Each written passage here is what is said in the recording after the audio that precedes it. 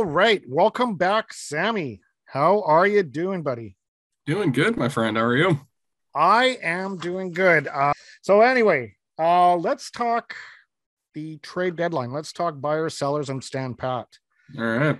And we're going to start in the East alphabetically. I'll mention the team name. You give me a quick sentence of why you think they're going to do what they're going to do. Yep. And then I will follow up with my opinion on it. Sounds good. Well, let's just dive right into this. Let's go with the All right. Boston Bruins. All right. Well, the Boston Bruins, I think that if they're going to do anything, they should buy. Because I think they got a closing window, right? They got an older, aging core with Marchand, Bergeron. I don't think Bergeron's going to be playing for too many more years. Marchand's getting up there in age as well. I think the team is kind of going maybe a little down. So if they want a cup, it's a closing window. I think they got to go for it this year, if any. Okay. I have them as standing. But I actually do when you put it that way, I actually want to flip my comment to a buyer because like you say, yeah, those guys are getting old. This is their last kick at the can. Yep. But they're also, I think, pretty heavy with the cap with Taylor Hall and stuff like that. So that's where I say the stand. What about the Buffalo Sabres, Sammy? Oh, they're an interesting one to kind of to think on. I'd say kind of whatever assets they got, try and sell them. I know Alex Tuck has been very good for them lately. I think they could get a decent return back for Alex Tuck or whoever. I know they traded Eichel away, and that's been, I don't know, probably 50-50. Alex Tuck has been fantastic for them, so I think it's a good return for Buffalo. Eichel he's played decent for Vegas, but he hasn't been, I don't think, the superstar that they were hoping that he was going to be for them. And so Buffalo, I kind of want to say stand. I kind of want to say sell. I think if they can find a good defenseman to be a defensive partner for Owen Power in the future, sure, utilize the cap space they have in the offseason. But they're a weird one. They're a weird one, I think. You know what I got for Buffalo? Yeah. I actually have them as buyers.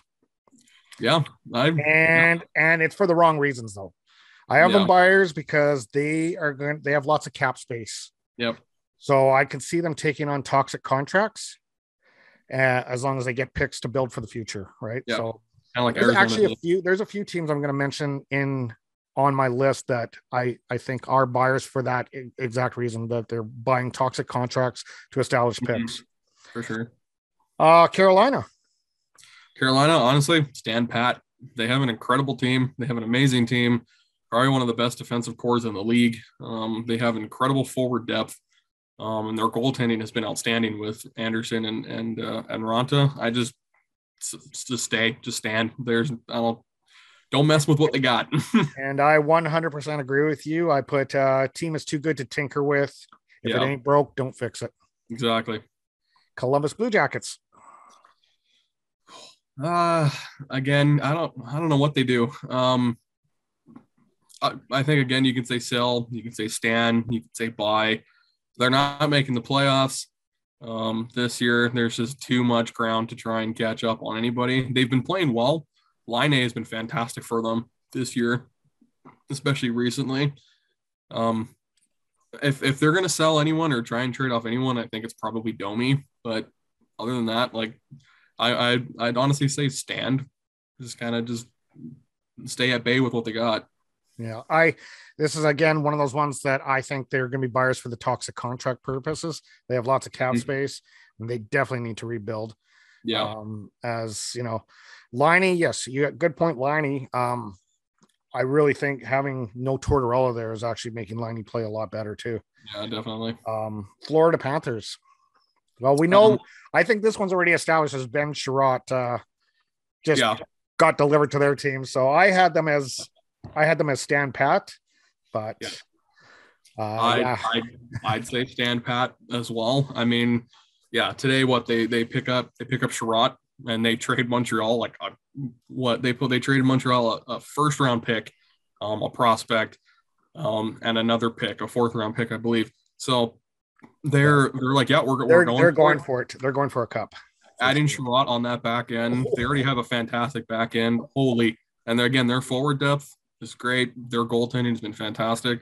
I think they got Sherratt. They got their piece. Just stand and just let it play. Let it ride. And another one that had a deal done, and this was last week, the Montreal Canadiens sold off Tyler Toffoli to Calgary. Yeah. I when I was doing my list, that was the first thing that stood out, selling Toffoli to Calgary. That obviously shows they are sellers. And then what they did today, right? Or no, Sherratt, Yeah. is Sherratt Montreal? Yeah, Sherratt was Montreal. Sherratt was on Montreal. Yeah. Yeah. So Montreal traded Sherratt to Yeah. Florida today. So well, that's obviously a foregone conclusion. The New Jersey Devils.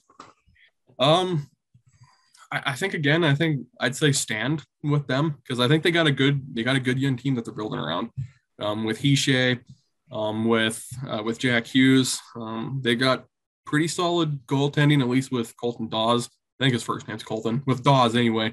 John Gillies decent kind of backup there. You got Dougie Hamilton, who's going to be there for the next forever. And he's a solid defenseman that they can build around there too. So I think they got a good few young pieces in there, good solid pieces.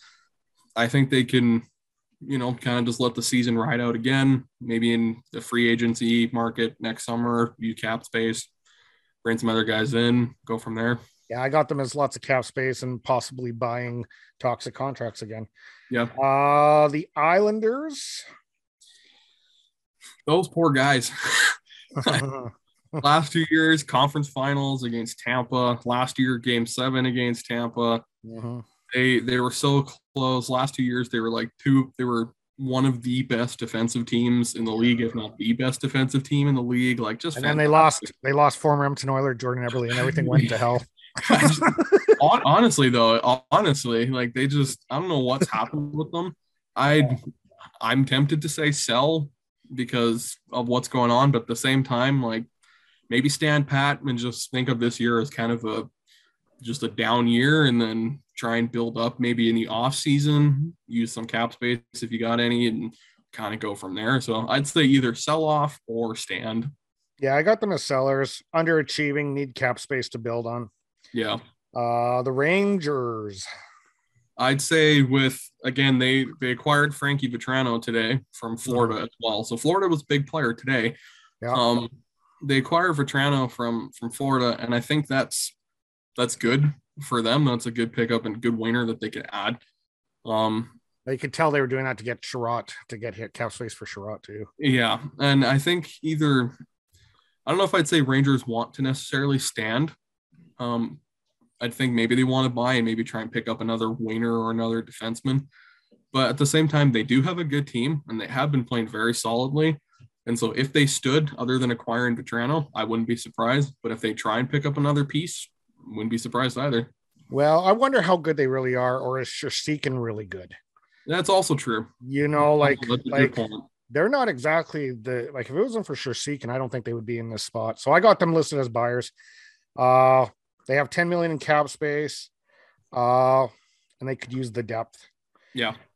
So I got them as buyers. Ottawa, I think kind of, again, like the same thing we're talking about, like maybe buying bad contracts, bringing in bad contracts. Or I think also stand. If not, you take on bad contracts, maybe stand. Because again, good young team that's kind of up and coming. I expected them to be better this year than they have been. So next year, kind of who knows. But they got good young players that are building around. What they got, Brandstrom, Kachuk, Stutzla has been fantastic. They got a good young team that they're building around. I'd say don't tinker with too much, but maybe acquire some of those bad contracts. And then again, free agency, use the cap space. They have a ton of cap space. Use it. Yeah. The Flyers. They just got to get rid of Giroux. Honestly, yeah, it's just the amount of rumors that are circling that guy, and just how terrible Philadelphia's been this year. Just pull the pin. They just got to pull the pin. Yeah, I agree. Pittsburgh. Bye. They're a good team. I think they were better this year than I think most people expected. But I think everyone also too at this point has learned, never really count Pittsburgh down and out. But again, Crosby's late 30s. Getting up there. Yeah. Late 30s. Letang, those guys have been together on a team for over a decade.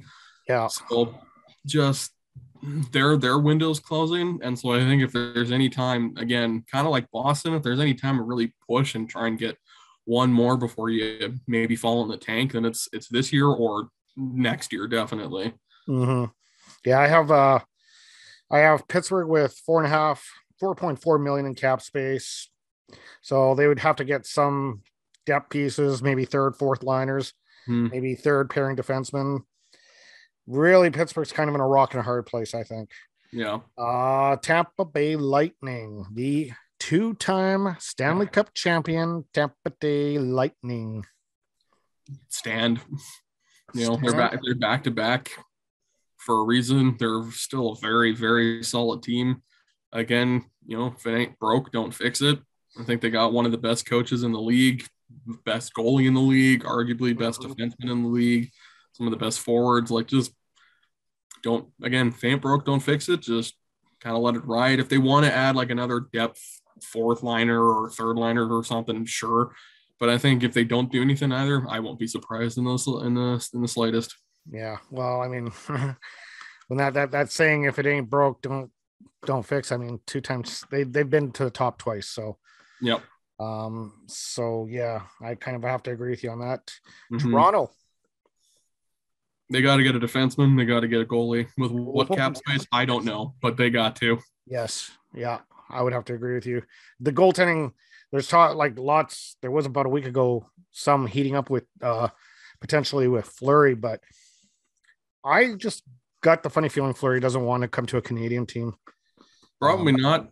But if he's going to go to any Canadian team, probably going to be Toronto. Yeah. And Toronto with. What do you mean, not the Oilers? He already said he doesn't want to go to Edmonton. Oh, has he said it? Okay. He has said it. I think if he goes, or at least I'm pretty sure he has. If he went to Edmonton, I think Edmonton jumps up probably into at least second in that division. Oh yeah, because they're a good team, and with even just average goaltending like they're getting right now, they're third place in the division. You get the reigning Vezina Trophy winner as your goalie. Oh. Yeah, and that was last night's game was a bit of a shit show. Yeah, and Toronto, same thing. You get Fleury as your starter, and you can have Jack Campbell as a backup, which is pretty freaking good. You got I think they definitely probably, well, I don't know if I'd say definitely get out of the first round, because they'd be probably playing Tampa in the first round, but they'd have a better chance against Tampa. But they just picked up a goalie. I was just watching Steve Dangle. They picked up I guess from Europe or something. I don't know what his name is. I don't know the details. They signed some random, or they had. Yeah, but apparently he's been pretty good. He's last night. Shalgren, I think is his name. Yeah. He got a shutout last night in his first game. He's starting. He's already confirmed to be starting tomorrow night against Carolina. Yeah. So if he wins, last night, gets a shutout against Dallas. If he wins tomorrow, if he manages to pull off a miracle against Carolina tomorrow, roll with him for now. But the only thing is, and like on Steve Dangle, Adam Wild was mentioning that what's the other Toronto goalie? Sorry, I can't. Mrazek had his St. Patty's Day pads on.